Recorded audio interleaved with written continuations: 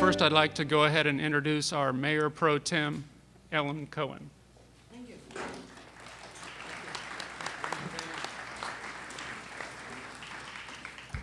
Thank you all. Whoa. Thank you all. Thank you for being here tonight. We really appreciate it.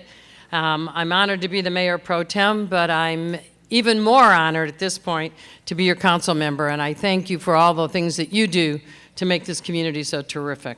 Tonight, we're going to have an interesting mix because I want to particularly thank the Braeswood Place members, Mr. Baker, for allowing the city to merge with their homeowners meeting so that we could give you the latest information on what's been happening with the flood situation and what we anticipate going forward.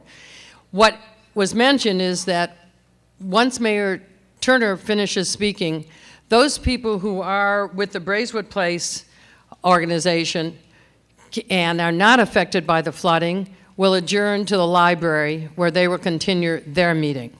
So I would, at this point, like to particularly note Councilmember Green, who is with us tonight and who represents many of you. Thank you for being here. And he will be with the Braeswood Place members in the library when we do split. I'd also like to note a number of our elected officials that are here, because I think it says a lot about you all and about them, that they really care and they wanted to be here tonight. So I'm just going to ask them to stand for a moment when I introduce them. I won't ask you to hold your applause because I think they deserve some applause. This is really important for them. So Senator Huffman is here.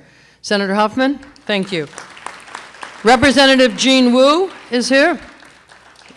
Jean, where are you? There you are. Thank you. Senator Ellis is here. Thank you, Senator Ellis. Councilmember Jack Christie is here. Jack. Commissioner Jean Locke is here. Thank you, Jean. County Attorney Vincent Ryan. Thank you. Staff from Senator Cruz's office is here. Thank you. And the chair of the Metro Board, Karen Patman, has joined us. Thank you. And now it is my pleasure to introduce our mayor, who I've known for quite some time, but have really gotten to know that much better in the last 100 days. And let me tell you, this is a man that is truly committed to Houston. His passion is here, his heart is here, his intellect is here, and we are so lucky to have him in the leadership role. He has done a tremendous amount in trying to deal with what we suddenly had in this catastrophic flood in the last 72 hours. I'm going to ask him to say a few words, and then he's going to, then I'm going to get up after that, and then we'll tell you how we split up. So thank you all for being here. Mayor Turner, please join us.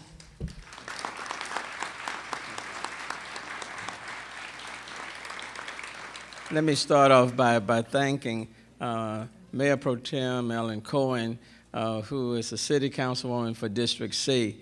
And it's certainly my pleasure to be with you tonight. To all of the elected officials, former colleagues, Senator John Huffman and Senator Rodney Ellis and Representative Wu, it's good to see all of them. And then certainly I want to acknowledge all the members of City Council who are with me tonight. This issue, this area is very, very important. So for Council Member Jack Christie at large to be here, along with, of course, Larry Green, City Councilman Larry Green from District K, to be here tonight just speaks to the importance. I did not want to wait too long for us to come out. I thought it was simply important for us to come out early on, as soon after the flooding has occurred, so that we can all be on the same page moving together as we go forward. That, to me, is very, very important. And so we wanted to come out and have provided as much information as we have right now, but there will be more information coming. Let me start off by saying, for those who got flooded and certainly got flooded again after Memorial Day weekend, let me just extend my apologies, and so I certainly regret you having to go through this again. That's number one. And this issue is a top priority of mine. It's a top priority of the city. And what I will commit to you as we go forward, that we're going to do everything within our power to address it and try to work to mitigate it. On Monday, which was scheduled to be the State of the City address, where I was supposed to be speaking, I was going to announce at that time that I was going to be naming a czar for flooding in the city of Houston. That was in the speech for Monday, because it's important to take this issue out just from within Public Works and a part of the bureaucratic system of Public Works, was a huge division. And I want someone just to focus on flooding alone, to spend their sole responsibility would be to address flooding, sitting and talking with the Civic Association, Super Neighborhoods, TERS, developers, everyone, Harris County Flood Control District, the Corps of Engineers, people in the legislative leadership, both at the state and on the federal level. We simply need to concentrate from the city's perspective in focusing and establishing a meaningful blueprint to help mitigate it, and still intend to follow through exactly with that. At the same time, been in conversation with several of the congressmen and women in D.C., just again emphasizing the importance of everyone moving forward to finish projects that have already gotten started, like Project Braze, and talk to Congressman Culverson and Congressman Green and Congresswoman Sheila Jackson-Lee, as well as some of the others. I will tell you in my conversation with Congressman John Culverson that I had with him, and we again talked just before coming here today, and I do want you to know that he has passed an amendment with the Full Appropriations Committee to the water bill, an amendment to the water bill that moves Project Braze to the top of the list to expedite the funding process. And so, and what I've indicated to him is that this is a project that just must be completed, because it's very difficult for me, or quite frankly for the council members or any one of us, to stand before you and tell you, please, go back and stay in your homes, do not leave. If we cannot also provide you with some assurance that things are going to take place that will be different. And so I've been talking with them, been pushing them and encouraging them, and just saying, look, we just have to get this done. And if we work together, because this is not a partisan issue, this is a people's issue, if we don't work together, it will not happen. And so in his conversation that I had with him, he wanted me to tell you, to reassure you that collectively we're getting it done.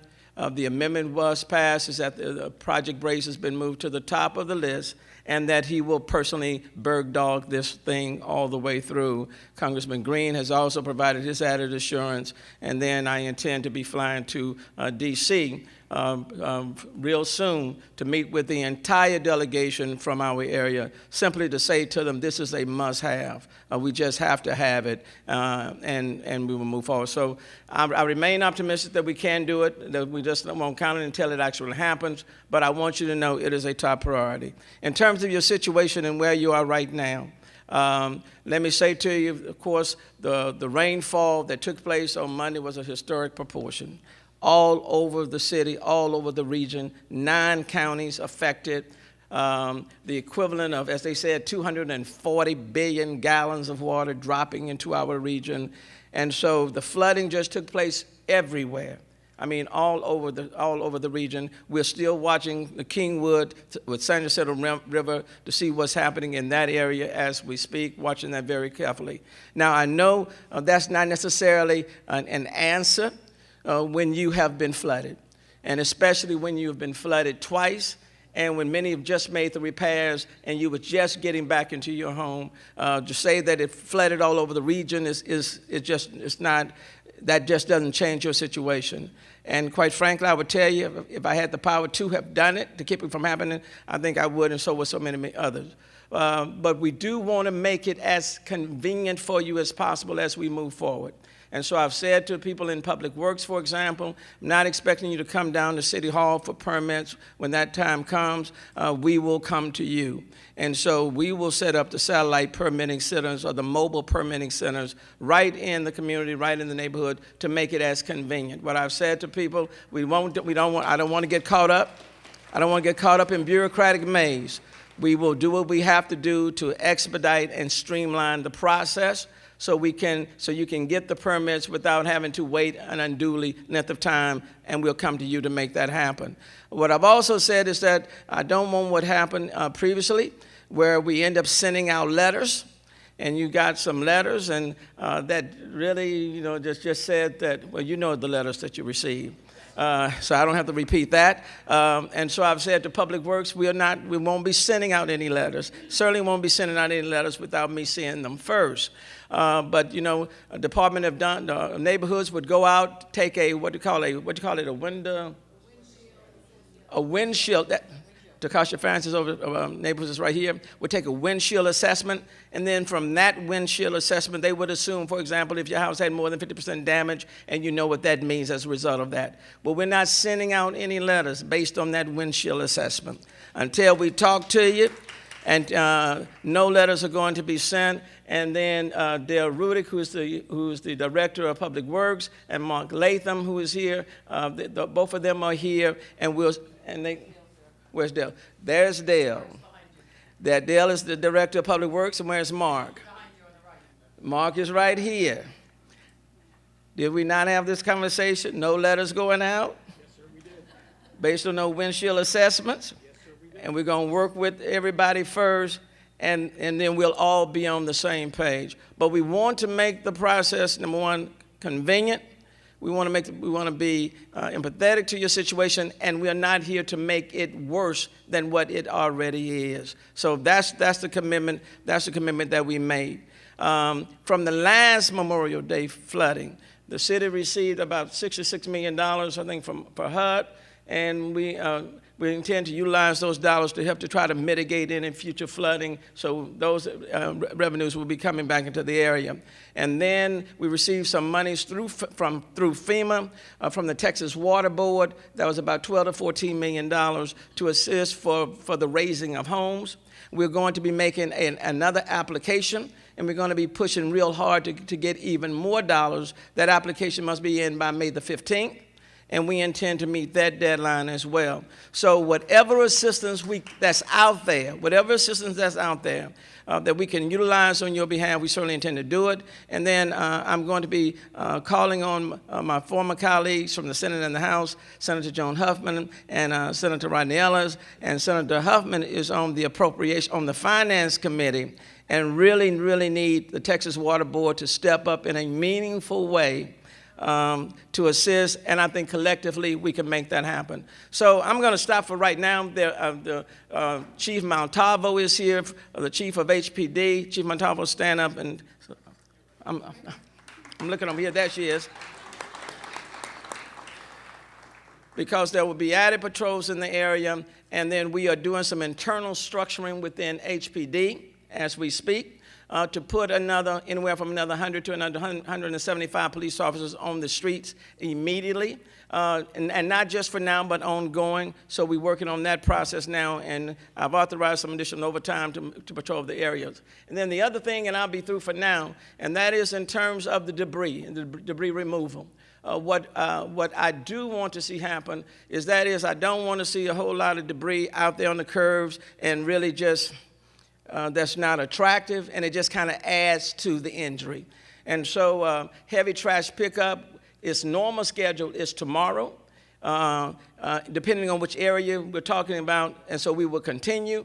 And then we are putting together a specific schedule to clean up, to pick up debris and other things that are on the curves, to remove that as expeditiously as possible, because I just don't want it sitting there for a long period of time. And I've authorized whatever contractors we need to do to make that assessment and to do just that. And then for people who may not be able to stay in their homes, we're talking now with Airbnb, is that it? okay, that may be able to provide some additional assistance for some other families in that regards. But again, I can't undo what has been done, and I certainly regret that you're in this situation again. But I can say as we move forward that the city is committed to doing everything that it can do to mitigate it from happening again. And as you go through this process, we'll do everything we can to ease the pressure on you for those who rebuild or you have to repair your homes.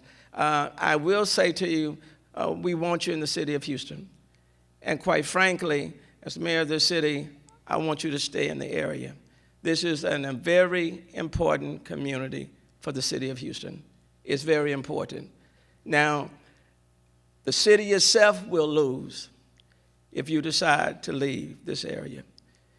You will move, and I understand that I haven't walked in your shoes, but to have to go through this a second time after all that you've gone through the first time.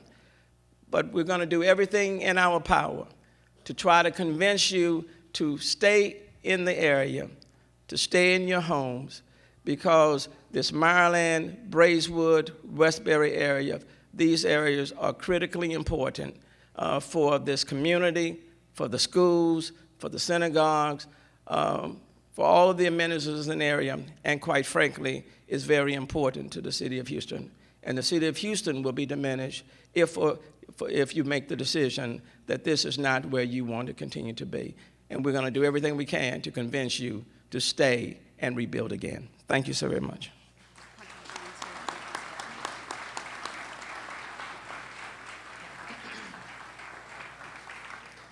Thank you, Mayor, very, very much. What I would like to do right now is, if you are here because of the Braeswood Place meeting tonight, and that the flooding issue is not what has brought you here, I urge you to follow Mr. Baker and Councilmember Green to the library. We'll wait. You won't disturb us. We'll give you a chance to move out. Okay. Mr. Latham, do you want to begin?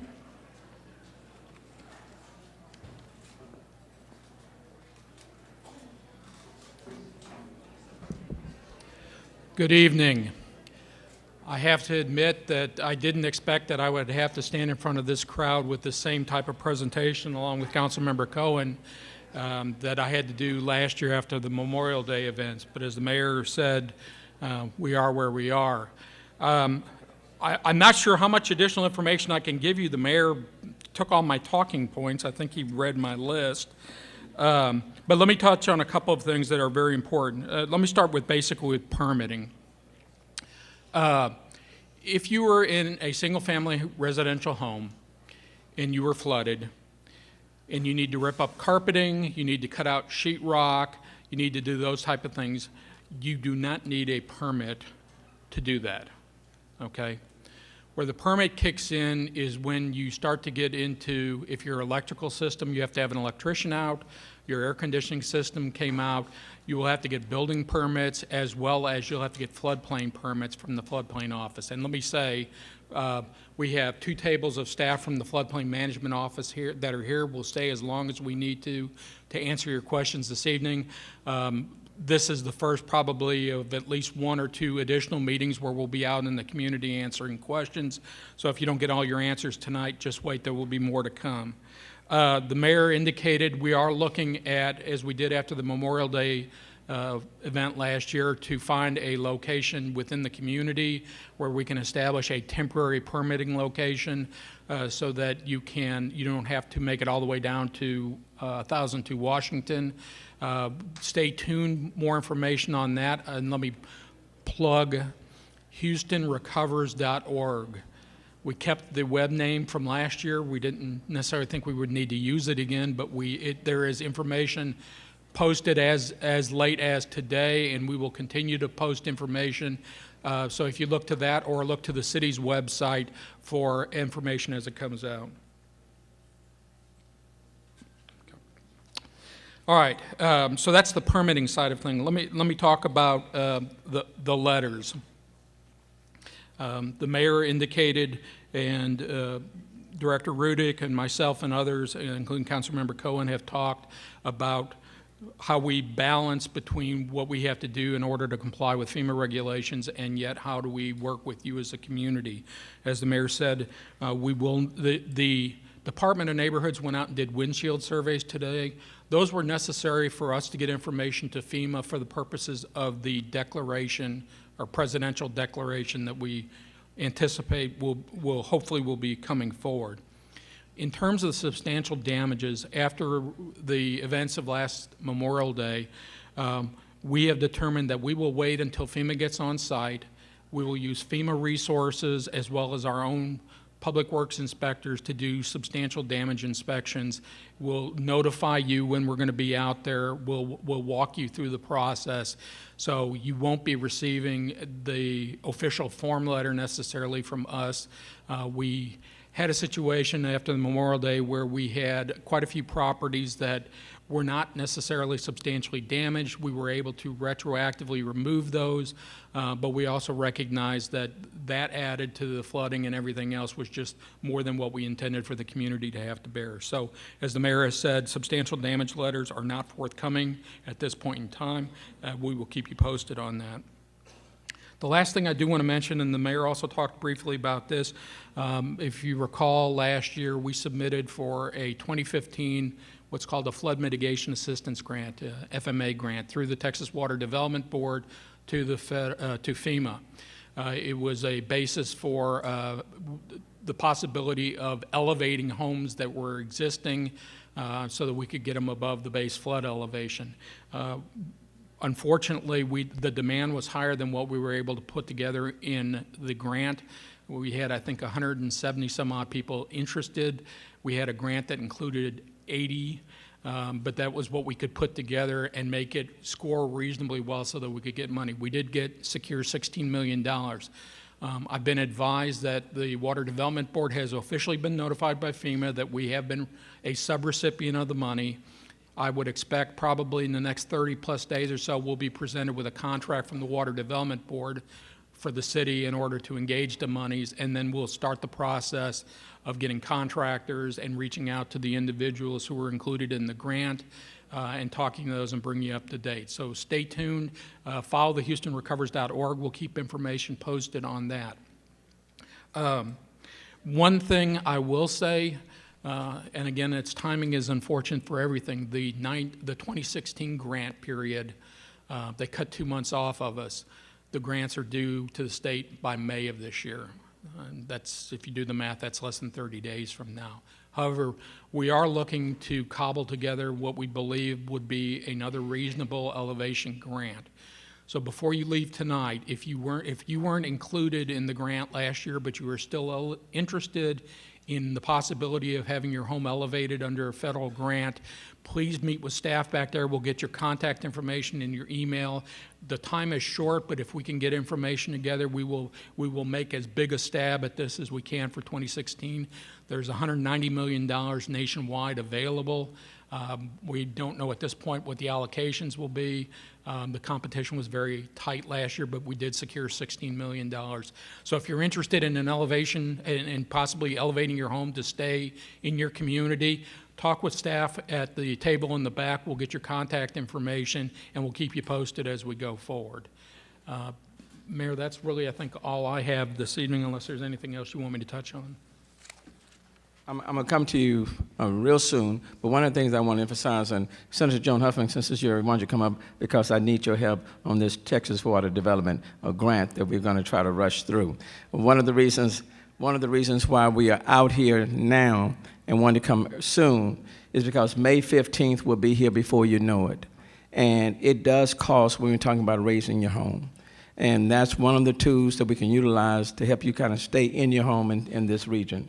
So all of the resources that we need to put forth in order to get that grant completed and to put us in good shape, we are going to do. And we're going to need the help of our congressional delegation. We're going to need the help of Senator Cruz and Senator Cornyn and just Congressman Brady and Culverson and all of the entire congressional delegation to do that. And I know, Senator Huffman, you can be very helpful. You're very persuasive in making that happen. But that, again, those are additional resources that are available that we simply need to pull down. And if we work effectively as a team, then I think we can do that, especially when people have expended $200,000 and more to rebuild and only to find themselves flooded a second time. So whatever dollars that are out there that we can pull down to assist you in your efforts, that's what we needed to do. But we need to get started like right now. And that's one of the reasons why this meeting was called so soon, okay? You had a question right quick, and I'll take that. It was regarding to the flood elevation grant that I had applied last year, but I did not have enough damage over X number of years. So I flooded in Allison, then I flooded last year 4.5 feet of water. When we're going to talk, let's talk to you about that because you flooded again, and I'm going to come to you. Let's do this. I want to kind of go through these. These presentations are very, very short, so we'll go to it again. But you flooded before, and now you just flooded again. So let's see what we can do to make sure we can see if we can capture you into this grant proposal. Okay? Thank you very much. Thanks, Mark.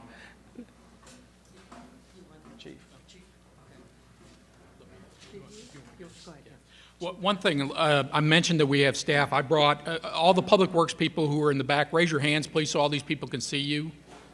Okay. One of the reasons I asked them all to come out here is so that a lot of what we found out last year was a lot of your questions are specific to your situation, so we want to be able to meet with you one-on-one.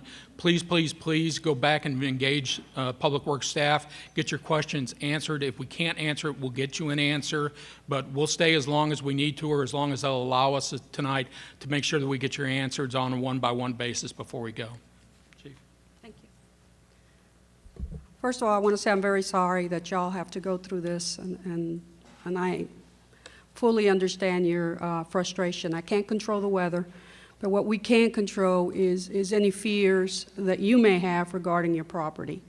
As the mayor stated, we are augmenting the officers that work in your particular area with additional officers, specifically targeting security of the areas that have been hit and are damaged. We have approximately 20-something officers. If we need more, then I will find a way to bring more officers to your location if you need that. In addition to that, we have a regular officers that patrol this area, about 300. And what we've asked them to do is to get out of their cars, engage with you guys, because you need to know that we're here and that we're here to protect you. So we're trying to push that message across, and my staff has assured me that we're going to be doing that.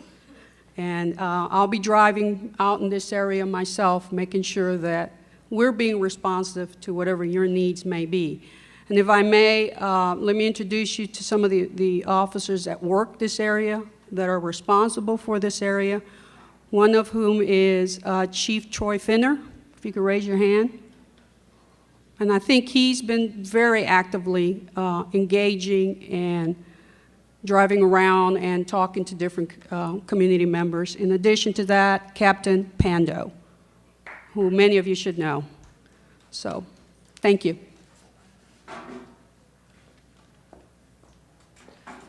Thank you. What we want to do now is to recognize the staff that's here from the city, and then we want you to kind of look around when I do that so you can see who they are, and then move around and ask your questions directly of those staff members, because the fact of the matter is some people have certain questions that other people aren't that involved with, and vice versa. So we want to be able to sure you get directly to the people. So we have people here from Public Works, HPD, Solid Waste, Department of Neighborhoods, Public Health, staff from the legal department.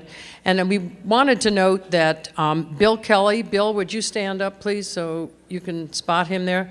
He has just been named the coordinator for all these activities that have to do with the flooding issues. And so you want to make sure you say hello to him and get his contact information. City staff, would you stand and at least wave, and so we get some idea? Look around the room, y'all, so you can see everyone that's standing, generally you can spot them because of their shirts or whatever. They will be here, and they will make sure to answer your questions. I want to thank everyone that's here tonight. I particularly want to thank our mayor for being here tonight and for being so transparent and open and eager to make this work. Mayor, thank you very, very much. And a special thanks again to the principal, but I don't think she's here. No, the principal of the school. Is she there? You are. Thank you. Thank you. So they made extraordinary efforts to make this happen here. Thank you so very much. When we work together, we can make things happen. So thank you all, and please come talk to any of us. And the mayor's going to stick around as well, and come ask any of us anything, and we will make sure you get the answers. Thank you all very, very much.